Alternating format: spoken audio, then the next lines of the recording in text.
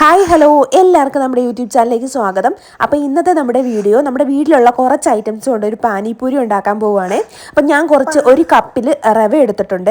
2-3 table സ്പൂണോളം മൈദയും ചേർത്തിട്ടുണ്ട് കേട്ടോ. മൈദയുടെ അളവ് കുറഞ്ഞു പോകാൻ പാടില്ല. ലേശം ഉപ്പും ചേർത്തിട്ട് നന്നായിട്ടൊന്ന് കുഴച്ചെടുക്കുക കേട്ടോ. അപ്പോൾ ചപ്പാത്തിക്കൊക്കെ കുഴയ്ക്കുന്നതിൻ്റെ ആ ഒരു പാകത്തിന് വേണം നമ്മളിത് കുഴച്ചെടുക്കാൻ. ഒത്തിരി അങ്ങ് ലൂസൊന്നും ആയി പോകാൻ പാടില്ല. അപ്പോൾ ചപ്പാത്തിക്കെല്ലാം കുഴയ്ക്കുന്ന പാകത്തിന് ഉണ്ടാക്കി വെച്ചിട്ട് നമ്മൾ ഒരു ബൗളിനകത്തെടുത്ത് വെക്കുക. എന്നിട്ട് നമ്മൾ ബാക്കിയുള്ള ഐറ്റംസ് ഒക്കെ റെഡിയാക്കി കഴിയുമ്പോഴത്തേക്ക് നമുക്കിത് പരത്താവേ. ആദ്യം നമ്മൾ ചെയ്യുന്നത് പിഴുപുളിയാണ്. പിഴുപുളിയാണെങ്കിൽ വെള്ളത്തിലിട്ട് വെക്കുവാണ് കുറച്ച് നേരത്തേക്ക്, ഒരു 5-10 മിനിറ്റ് വെക്കണം. അപ്പോഴത്തേക്കും ഇതങ്ങ് നന്നായിട്ട് അലുത്തൊക്കെ വരും. നമ്മളതിൻ്റെ ഒരു അരിപ്പയ്ക്കകത്ത് അരിച്ചങ്ങ് എടുക്കേണ്ടതാണ് കേട്ടോ. അപ്പോൾ ഇത് ഇപ്പോൾ റെഡി ആയിട്ട് വന്നിട്ടുണ്ട്. ഇനി നമുക്കിതൊന്ന് അരിച്ചെടുക്കണം. അപ്പോൾ ഞാൻ അതൊന്ന് അരിച്ചെടുത്തിട്ടുണ്ട്. ഒരു ചട്ടി അടുപ്പത്ത് വെച്ചിട്ട് അതിലേക്ക് നമ്മളിത് ഒഴിച്ചു കൊടുക്കണം. അതിൻ്റെ അകത്ത് കുറച്ച് മാറ്റി വെച്ചിട്ട് വേണം നമ്മൾ ബാക്കി ഒഴിച്ചു കൊടുക്കാൻ കേട്ടോ. കാരണം നമുക്ക് ആ ബാക്കി മാറ്റി വെച്ചത് ആവശ്യമുണ്ട്. എന്നിട്ട് ഞാൻ ഒരു 3 നമ്മുടെ ഇതാണ് ഈന്തപ്പഴമാണ് കേട്ടോ. ഈന്തപ്പഴം 3 കുരു കളഞ്ഞിട്ട് കൊടുക്കുന്നുണ്ട് കേട്ടോ, ഒരു മധുരത്തിന് വേണ്ടിയിട്ടാണ്. പിന്നെ ശർക്കരപ്പാനി ഒരു 3 ടേബിൾ സ്പൂണോളം ഒക്കെ ചേർത്താൽ മതി. അപ്പം ഞാൻ അതും കൂടെ ചേർക്കുന്നുണ്ട് കേട്ടോ. 1 ടേബിൾ സ്പൂണോ 3 അവരവരുടെ ആവശ്യത്തിനനുസരിച്ചുള്ളത് ചേർക്കുക. എന്നിട്ട് നന്നായിട്ട് ഇളക്കി കൊടുക്കുക കേട്ടോ. നന്നായിട്ട് ഇളക്കി ഒരു 2 തള വരുമ്പോഴത്തേക്കും അത് നമുക്ക് ഓഫ് ചെയ്ത് വെക്കാം. അപ്പം നമ്മുടെ ഈ ഒരു സംഭവം റെഡി ആയി കേട്ടോ. പാനിപൂരിക്ക് വേണ്ടിയിട്ട് പ്രധാനപ്പെട്ട ഒരു ഘടകമാണിത്. അത് റെഡി ആയിട്ടുണ്ട്. ഇനി നമുക്ക് അടുത്ത പരിപാടിയിലേക്ക് പോകാം. ഇനി നമ്മൾ അടുത്തതിലേക്ക് പോകാൻ പോകുന്നതെന്ന് വെച്ചാൽ നമ്മുടെ ആ പച്ചപ്പാനിയം ഉണ്ടല്ലോ, അതാണ് കേട്ടോ അടുത്ത ചെയ്യാൻ പോണത്.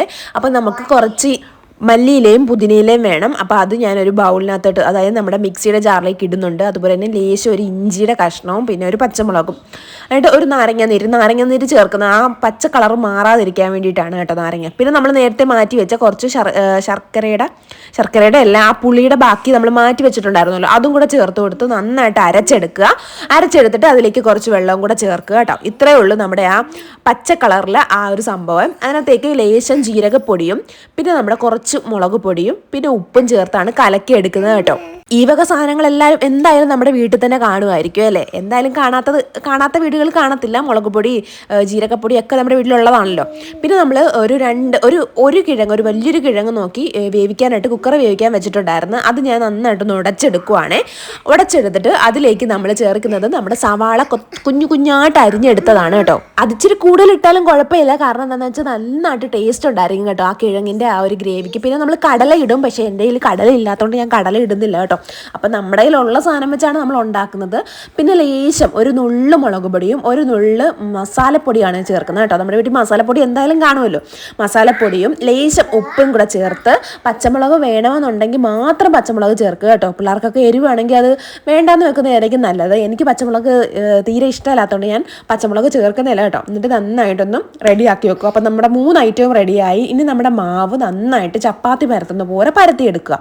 എന്നിട്ട് ഇതുപോലെ ഏതെങ്കിലും ഞാൻ കടുക് പാത്രത്തിൻ്റെ അടപ്പാണ് കേട്ടോ എടുത്തിരിക്കുന്നത്. അത് വെച്ച് നന്നായിട്ട് റൗണ്ട് ചെയ്തെടുക്കുക. എന്നിട്ട് നമ്മൾ നല്ല സൺഫ്ലവർ ഓയിലിൽ ഇത് നന്നായിട്ട് പൊരിച്ചെടുക്കുകയാണ് ചെയ്യുന്നത് കേട്ടോ. അപ്പോൾ ഇതിങ്ങനെ പൊങ്ങി വരാൻ വേണ്ടിയിട്ട് നമ്മളിങ്ങനെ ഇട്ട് കൊടുത്തിട്ട് അതിങ്ങനെ മുക്കി പൊരിച്ചെടുക്കുക. അപ്പോൾ ഇങ്ങനെ ഞാൻ ചെയ്യുന്ന രീതിയിൽ ചെയ്ത് കൊടുക്കുമ്പോഴത്തേക്ക് അതിങ്ങനെ പൊങ്ങി വരും. എൻ്റെ അങ്ങ് ഓവറായിട്ട് പൊങ്ങിയൊന്നും വന്നില്ല കേട്ടോ. എന്നാലും അത്യാവശ്യമൊക്കെ പൊങ്ങി വന്നിട്ടുണ്ട്. നമുക്ക് ഒരു ഊട്ടയിട്ട് കൊടുക്കാനുള്ള പൊങ്ങലൊക്കെ വന്നിട്ടുണ്ട് കേട്ടോ. അപ്പം ഞാനിതെല്ലാം പൊക്കി എടുത്തിട്ടുണ്ട്. ഇനി നമുക്ക് ഇത് പൊരിച്ച് നല്ല കളർ ആകുന്ന വരെ ആ ഒരു ഗോൾഡൻ കളറില്ലേ, അതാകുന്ന വരെ നമ്മൾ നെക്കുമ്പോഴത്തേക്കും പൊട്ടണം. നമുക്ക് പാനിപൂരിയുടെ അറിയാമല്ലോ ആ രീതി വേണം നമ്മൾ ചെയ്യാൻ വേണ്ടിയിട്ട്. അപ്പം ആ രീതി അവിടെ അത്രയും ആകുന്ന വരെ നമ്മൾ പൊരിച്ചുകൊണ്ടിരിക്കണം. തീ കൂട്ടിയിടരുത്. തീ ഒരു മീഡിയം ഫ്ലെയിമിലിട്ട് നന്നായിട്ട് പൊരിച്ചെടുക്കുക. അപ്പോൾ ഇവിടെ ഞാനാണെങ്കിൽ പാനിപൂരി ഉണ്ടാക്കാൻ നേരത്തെ ഒരാൾ ഇടയ്ക്കിടയ്ക്ക് വന്ന് നോക്കുന്നുണ്ട് കേട്ടോ. ദേവോ ഇടയ്ക്കിടയ്ക്ക് വന്ന് പാനിപൂരി റെഡിയായോ എന്നൊക്കെ നോക്കുന്നുണ്ട്. പിള്ളേരൊക്കെ ഉള്ള വീടുകളിലാണെങ്കിൽ പെട്ടെന്ന് ഇത് തീർന്നു പോകും. കാരണം ഞാൻ അധികമൊന്നും ഉണ്ടാക്കുന്നില്ല, കുറച്ചൊക്കെ ഉണ്ടാക്കി എടുത്തുള്ളൂ കേട്ടോ. കാരണം വെച്ചാൽ ഇതിങ്ങനെ പരത്തി ഇരിക്കണമല്ലോ. കുറച്ചൊക്കെ ഞാനെടുത്ത് മാറ്റിയും വെക്കുന്നുണ്ട്. കാരണം നമുക്ക് നാളെ ആയാലും ഉണ്ടാക്കാമല്ലോ. അപ്പോൾ ആ മാവാണെങ്കിലും ബാക്കി വരുന്ന സാധനങ്ങളാണെങ്കിലും ഞാനെടുത്ത് മാറ്റി വെക്കുന്നുണ്ട്. നാളത്തേക്കാണെങ്കിലും ഉണ്ടാക്കാമല്ലോ എന്ന് വിചാരിച്ച് കേട്ടോ. അപ്പം നമ്മുടെ പൊരിച്ചെടുത്ത നമ്മുടെ പാനിപൂരി റെഡി ആയിട്ടുണ്ട്. ഇനി അതിലേക്ക് ഒരു ഊട്ടയൊക്കെ ഇട്ട് കൊടുത്തിട്ട് ഞാൻ ഈ പുളിയുള്ള നമ്മുടെ ആ സാധനം ഇഷ്ടമായതുകൊണ്ട് ഞാൻ ആദ്യം അതാണ് ഇട്ട് കൊടുക്കുന്നത് കേട്ടോ. പിന്നെ നമ്മുടെ കിഴങ്ങ് വെച്ച് കൊടുക്കുന്നുണ്ട്. പിന്നെ ഗ്രീൻ കളറിലെ ആ ഒരു പാനീയം കൂടെ ഒഴിച്ചു കൊടുത്തിട്ട് കഴിച്ചു നോക്കി കേട്ടോ. എൻ്റെ ദൈവമേ, നമ്മൾ ആ വെളിയിൽ നിന്ന് കഴിക്കുന്നതിനെക്കാട്ടിലും ടേസ്റ്റാണ് കേട്ടോ ഇതിന്. നമ്മൾ ഉണ്ടാക്കി കഴിക്കുന്നതിന് ഇത്രയും ടേസ്റ്റ് ഉണ്ടാവുമെന്ന് ഞാൻ വിചാരിച്ചില്ല. പക്ഷെ എനിക്ക് ഒരെണ്ണം തിന്നപ്പോൾ എനിക്ക് 5 എണ്ണം തിന്നാനുള്ള കൊതിയായിരുന്നു. 5 എണ്ണം തിന്നിട്ടും തികയാത്ത ഒരവസ്ഥയായിരുന്നു കേട്ടോ. കാരണം വെച്ചാൽ നല്ല ടേസ്റ്റ്, നമ്മൾ വെളിയിൽ നിന്ന് കഴിക്കുന്നതിനെക്കാട്ടിലും ടേസ്റ്റാണ്. എല്ലാവരും ട്രൈ ചെയ്ത് നോക്കാൻ മറക്കരുത് കേട്ടോ. ഇത്രയും നല്ല ടേസ്റ്റുള്ള സാധനം നമ്മൾ എന്തിനാണ് വെറുതെ ഈ ഹിന്ദിക്കാരൊക്കെ ഉണ്ടാക്കുന്ന കഴിക്കുന്നതിനും ഭേദം ഇത് തന്നെയാണ് കേട്ടോ. അപ്പം എല്ലാവരും ട്രൈ ചെയ്ത് നോക്കാൻ മറക്കരുത്. മറ്റൊരു വീഡിയോ ആയിട്ട് വീണ്ടും കാണുന്നവരെ ബൈ.